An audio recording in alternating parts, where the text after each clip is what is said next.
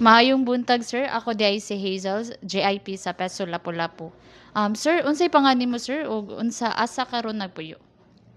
Ako day si Marvin Ongkol, taga Basak, Kagudoy, Lapu-Lapu City.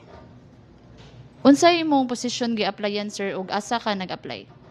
Akong posisyon nga gi-applyan kay ship hall welder nga. Diri ko nag-apply sa Piso, Lapu-Lapu.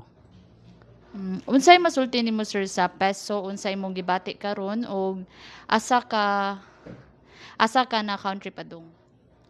Akong sulti sa Piso, Lapu-Lapu nga okay gyud kaya na ilang gibuhat nga mga opportunity diri nga dako kay tabang sa mga skilled worker nga maka larga sa laing nasod sa pareha sa Europe nga nya kanang salamat ko sa mayor diri nga iya gyud gihatagag mga chance ang mga kuan diri nga skilled worker nga mo apply i-encourage nga mo apply diri para makalarga sa laing nasod para sa ilang pamilya. Unsa ato masulti sa magsaysay sir?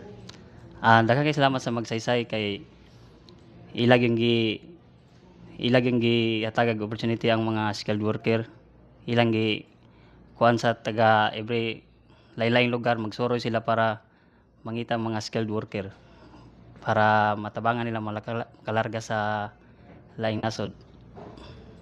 Daghang kayong salamat sir.